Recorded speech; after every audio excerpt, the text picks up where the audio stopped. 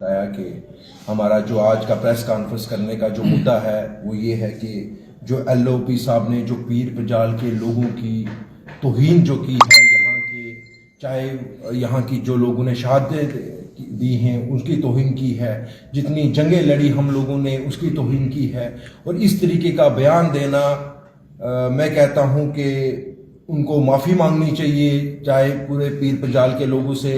और एक चीज़ हमें पता चलती है इस तरीके से कि यहाँ के जितने भी भाजपा के जो नेता हैं उनकी जो लेवल है पार्टी में वो क्या है, वो बड़ी बड़ी बातें करते हैं भाजपा के नेता जो हैं। और कल भी यहाँ पे एक जलसा था और बड़ी बड़ी बातें की गई और पीर पंजाल के लोगों को बेवकूफ़ बनाया गया कि भाजपा तुम्हारे लिए ये कर रही है, ये कर रही है, ये काम किया। और आज ही एक दिन नहीं गुजरता है तो एलओपी साहब ऐसा बयान देते हैं कि कौन सा पीर पंजाल कौन से नक्शे में है, कैसा पीर पंजाल, हम उस पीर पंजाल को नहीं जानते हैं। और इस तरीके की भाषा का जो है वो उन्होंने इस्तेमाल किया है कि जितने भी यहाँ के पीर पंजाल के लोगों के सेंटीमेंट जो हट हुए हैं।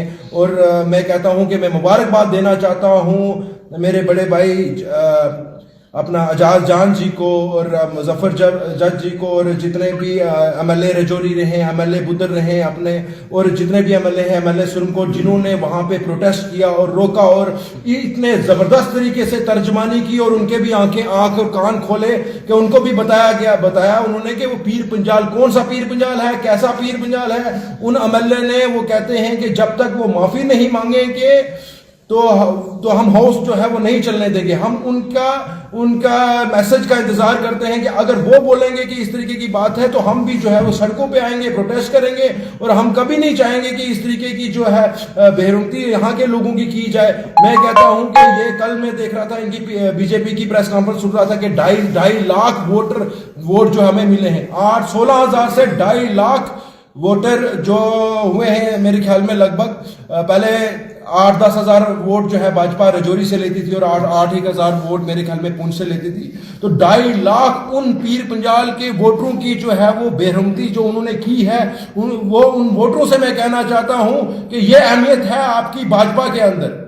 इस तरीके की भाजपा ने हमेशा तोड़ा है हिंदू को मुसलमान से, मुसलमान को सिख और गुज्जर को कश्मीरी से। इस तरीके की उन्होंने पॉलिसी की। और मैं आपको बताऊं कि उन वोटरों से भी मैं कहना चाहता हूं कि अगर अब भी आप लोगों की आंखें नहीं खुलेंगी यहाँ के रजौरी पुंछ के लोगों की, तो ये ना हो कि भाई। और मैं बताऊं आपको कि जिस तरीके को बताते हैं कि अपना जम्मू को स्टेट बनाने की बात कर रहे हैं, वो 2.5 डिस्ट्रिक्ट के मालिक जो है वो कहते हैं कि हम जम्मू को स्टेट बनाएंगे।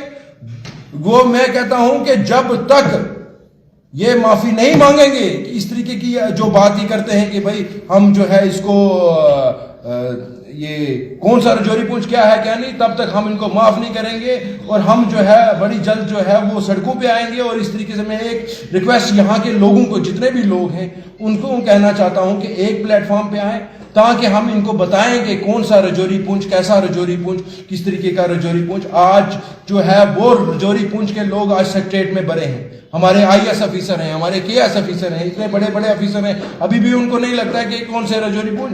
हम इस प्रेस कॉन्फ्रेंस के माध्यम से कहते हैं कि जल्द से जल्द जो है वो रजौरी पुंछ के लोगों से माफी मांगी जाए।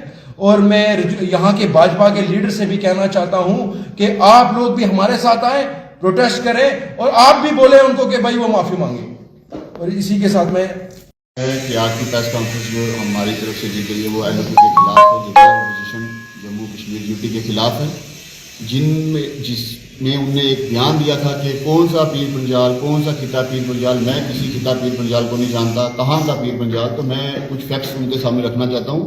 वो जो हमारे एलओपी साहब हैं वो लॉलीपॉप मिनिस्टर में कहा जाता है, वो इसलिए कहा जाता है कि वो बिना पढ़े बिना समझे कुछ भी बोल देते हैं। तो कुछ फैक्ट्स ये हैं कि ये वो पीर पंजाल है जम्मू कश्मीर के अंदर जो एक रजौरी पुंछ है डिस्ट्रिक्ट, 2 डिस्ट्रिक्ट बॉर्डर डिस्ट्रिक्ट है, जिन्हें हिंदुस्तान का ताज कहा जाता है, क्योंकि यही वो जगह है जो हिंदुस्तान के नक्शे में सबसे पहले हमारे 2 डिस्ट्रिक्ट ही आते हैं, जिसे जम्मू कश्मीर में देखा जाता है रजौरी और पुंछ। ये वो रजौरी पुंछ है जिसने 1947, 65 और 71 की जो जंग जो लड़ी हिंदुस्तान ने पाकिस्तान के साथ और बाकी मुल्कों के साथ, और यही वो खिता पीर पंजाल था जिसने अपना आप मजबूत रखा और किसी को अंदर आने नहीं दिया।